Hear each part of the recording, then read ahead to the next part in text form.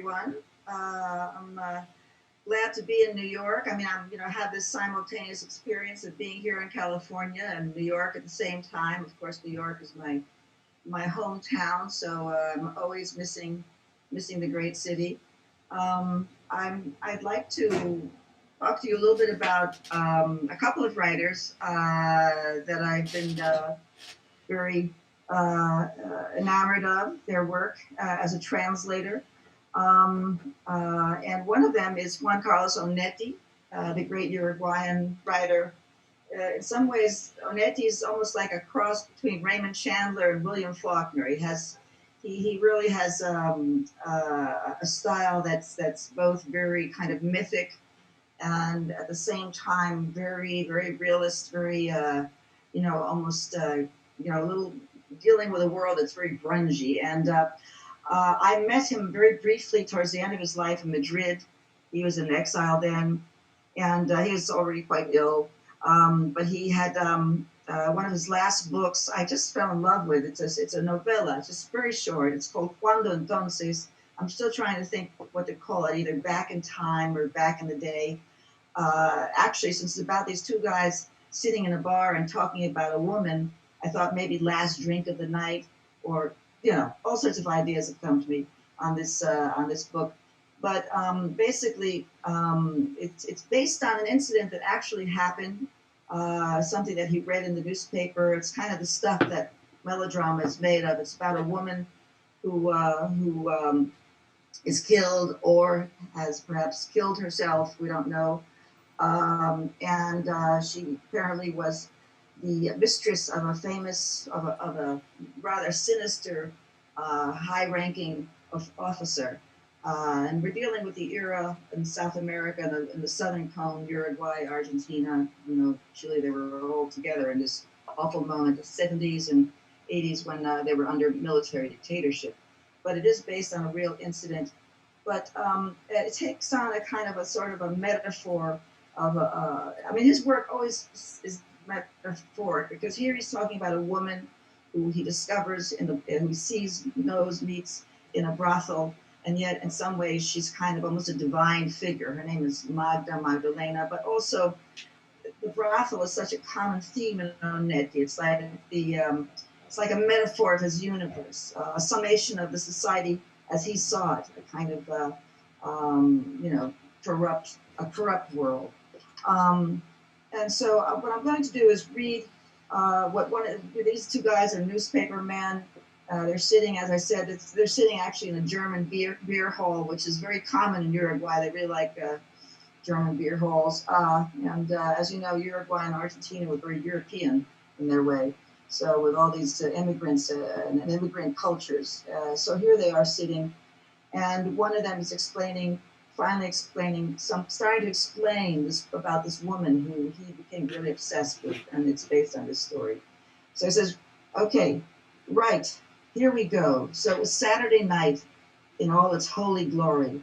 Each one of those boys had his chore or amusement, but at midnight, a little before Sunday, began with its racetrack quandaries, sometimes in Palermo Park, on hardened or damp clay, other times on the lawn in San Isidro, where the purebreds, snorting or not, ran with the grace of ballet dancers, as if effortlessly. At midnight, I repeat, us guys began gathering at the El Dorado, the cabaret where we knew she always was, beautiful and sardonic, our Magda.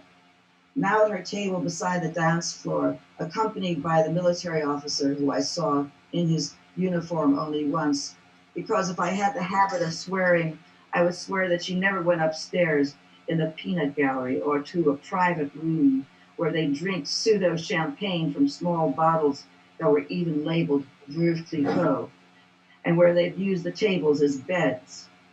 The customers would order these Kama Sutrisms, and the women would obey without showing their disgust. I don't know why I speak in past tense when the same thing goes on today all over the wide and Christian Western world, and let's not even mention Asia.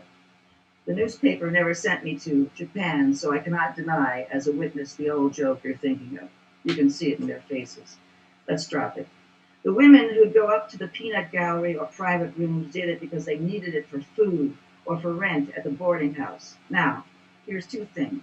Those women are not as slutty as the aristocratic sluts of my great country, who after getting rich on the gifts from their honorable gentlemen, still smell of the manure and sweat of Spanish peasants. Secondly, what would you say to a couple of smoked pork ribs? Well, you got to remember the guys are sitting in this beer hall. Now I'm going to read a little bit from the end of the book, in which so the woman, we already know that she's died, but the character is obviously obsessing about her, and he goes by time and again the atmosphere, the emotional atmosphere of this character. I don't know how many days I repeated the walk after lunch from 2 to 4 until I gave up and began the hard work of forgetting. My walks were not only about love. I had been offered the job of organizing a newspaper in Lavanda, still unborn, and the salary seemed let table, 2 casinos in the city, and one might strike it rich one lucky night in which my tricks would convince me of their infallibility. Here, trudging for hours to get to Mar del Plata before spring, always reliable, arrived, is a winter trip and means dragging with me, impregnated by dampness and darkness, my bad luck. And how many nights did I show up again in the No Name? That's the bar where he'd often see her, with the hope of finding Magda seated on one of those high bar chairs, with or without the comandante. A toast or a smile would have been enough for me. How many nights I sat at a table in the cabaret, turning down women, drinking in my corner, waiting with fanciful innocence for dawn to project from the muddy light outside the figure of Magda in the eternal night of the dance hall, the smoke, the noise, the perfume smells, and its slight whiff of alcohol. Always in vain until I remember one Saturday when the place was filled with customers, someone said, quote unquote, the widower. And of course, that's when he realized he's told, that's very indirectly how he's told that she died. So it's very much a world that's sort of, it's almost like film noir, I'd say. A film noir kind of world, but yet it has a lot of, it has a lot of meaning in terms of the culture of Uruguay, in terms of a period that was really a dark period. And in some ways, at the very end of the novella, there's, despite all this darkness and pessimism, which is very common in Juan Carlos Onetti, there's kind of a sense of the endurance of a vision of a world, and which he depicts quite well. So he's a writer who has been published in the United States and in England, and but he never, I mean, he's one of the famous novelists of the boom, but, you know, of a slightly older generation than Garcia Marquez or Vargas Llosa, Carlos Fuentes, slightly older. But he somehow he never made it, I think, as a boom writer, and I think because, in a sense, his style wasn't what was expected. You know, people expected magical realism, and he was really giving a style that was very, I would say, realist. Although, what's the magical part is that you never know. His narrators are all unreliable. You can't tell what the real story. You never really know what happened to Magda. Which is like real life. You never know. We never know the other totally, and perhaps never even know ourselves. But you've already heard some work by him, by Jonathan. So I just thought I'd show you this one. I mean, I would love for some publisher to pick it up. I know that Peter Bush has done a couple of novellas of Onetti, and if the two of us could get together and find a publisher to publish our little novellas, I think it'd be really nice. A nice homage to this wonderful writer who really was a great influence on the boom writers. And Vargas Llosa, for example, great admirer of Onetti. Well, I guess I have some time, so I'm going to take you to another unknown, but this time this is a book that has been published. Actually, there are two books. I worked on a project for a couple of years. The writer we're talking about here is Silvina Ocampo. She was part of the Borges world. She and Borges and Bioy Casares were like an inseparable trio. And yet, while Bioy Casares was also fairly unknown compared to Borges, Borges, of course, was such a giant. He would overshadow anybody who was near him. But the intriguing part is that Silvina is, in a sense, part of Borges and part of what Borges could have given, but is being given to us in Silvina. That's why I think she's amazing. I was speaking with Michael Silverblatt, who runs the program Bookworm, and he said, maybe Silvina Ocampo is the most important discovery of the 21st century. We're talking about somebody who was born in 1903 and who died in 1993. So basically, this project consisted of the final novella she wrote, which was a manuscript discovered in her papers after her death. And the other part of the project was the first book of short stories she published, that's called Forgotten Journey, which was published first in Spanish in 1937.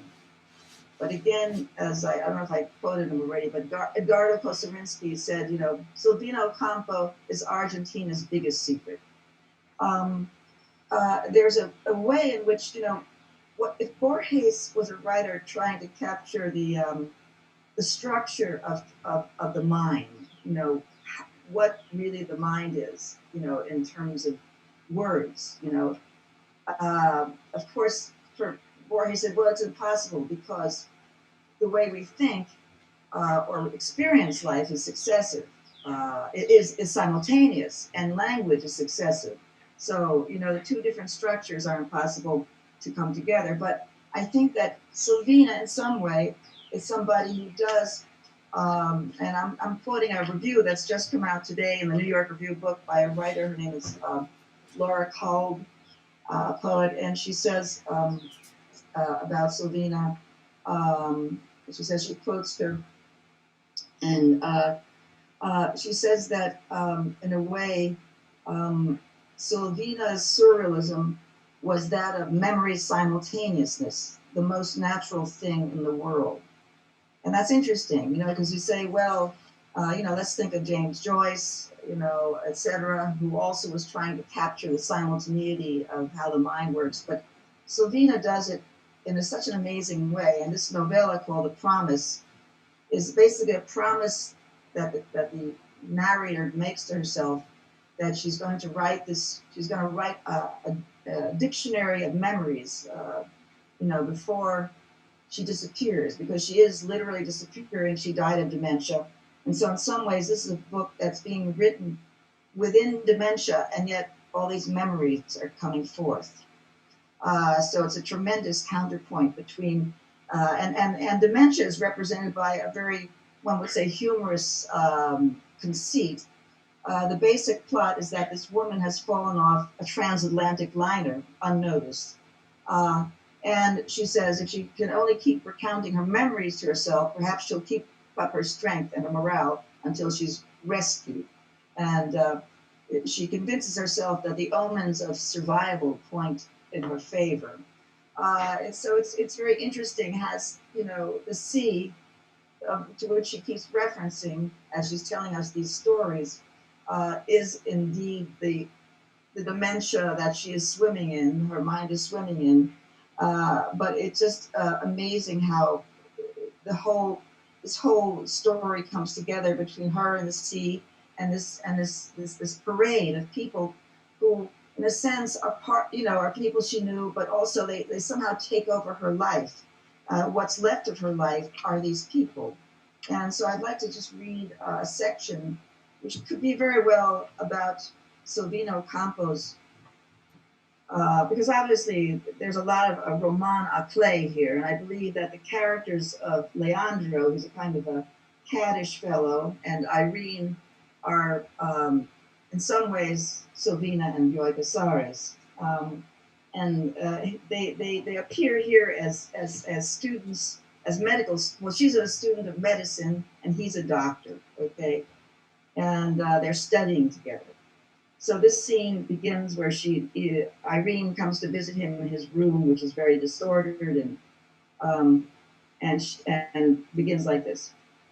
And it's mostly a dialogue. She, Irene or Irene, was part of that disorder, one of its makers and also one of its martyrs. Stretching, she called out to Leandro in a shrill voice. Did she love him? Leandro's muffled voice from under the shower responded as usual. What do you want? I can't be a minute without you, my love. I'm coming. Could you explain that matter of the sensitive respiratory passages? It would be better if they didn't exist, Leandro replied, drying his face with a towel, adding vehemently, it would be better if humanity didn't exist to suffer so much. As he entered the room, his body gleamed like the body of the bronze statue in the museum that Irene had sketched in her adolescence. He seemed happy. Don't ask me to explain anything to you today. I have to go to the hospital. I don't have time for anything. I've got to leave right now. So early? Who are you going to see? Nobody. Don't pester me with questions, buddy. She was right. The cat purring came over and rubbed against Leandro's legs. He was a dreadful cat, with his face split by a black stripe, which Gabriella liked because he looked like a tiger. Not tied down, Irene continued, as if you could live without ties. You even carry on a relationship with that ridiculous cat. You go to bed without saying, good night, Mr. Cat, as if you were a little boy. This rug is full of fleas. Leandro paid no attention, whistling as he looked at himself in the mirror. Irene's words seemed ridiculous to him and her attitude unpleasant. Irene suddenly went over to hug him. The sensual voice as mean on the words uttered, but she seemed so disagreeably human to him there in the mirror. He says, Irene, don't you think we're letting life slip through our fingers studying together like this? You'll never understand that there's not enough time to go sneaking around. Let's not start that eternal argument again. You've been changed in the last 2 months, ever since you've been living here. I want to graduate. I want to have a profession. I want to study. I'm doing it for Gabrielle, who's the daughter. She's the only person who loves me, the only one. Which do you prefer, to love or to be loved? Leandro interrupted her. To love, Irene answered. Love me, then. So this little moment, which is part of a collection of moments, and I picked it out because it really, I do believe that they are avatars of Silvina and Bioy, except that it's both about their relationship and about him telling her about his other relationships. I think they had an open marriage. She was a very unconventional woman in so many ways, and so much ahead of her time. And it's really so wonderful that she finally is being published in English. These 2 books that City Lights did follow up on other books that have existed, 2 books that have come out recently.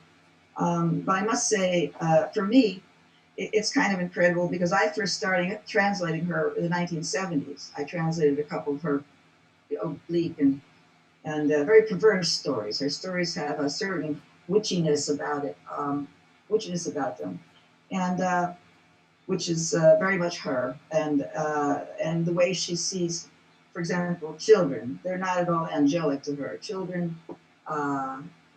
She's seeing herself as a child, I think, and how children somehow know more than we think they know, but yet they don't really know it. She sort of makes that the theme of many of her stories and novels. But in any case, I started translating her then, but somehow nobody, Mark Mirsky of Fiction Magazine published it very happily. He's a big fan of hers. But it took a while for Silvina Ocampo to really get the appreciation that she deserves, and she really is perhaps, maybe she's the most brilliant of that trio of Borges, Julio Cortazar, who's a writer I adored, and I translated a number of his books. But I do hope people buy the books. She's wonderful to read. So I don't know if I've spoken too much, too little, but. these are a couple of projects, one done, one that I'd like to get published. So there you have it. Anything else I would like that you'd like me to say? I'd be glad to talk about. But you know, to tell the story of my life might be a little long at this point. So as a translator, I'm so happy to be participating in this wonderful book fair. I think Marianne Newman is incredible to be doing this. I got to see a couple of friends already out there, and anyway, I thank you. I thank you for the opportunity to do these readings. Thank you so much.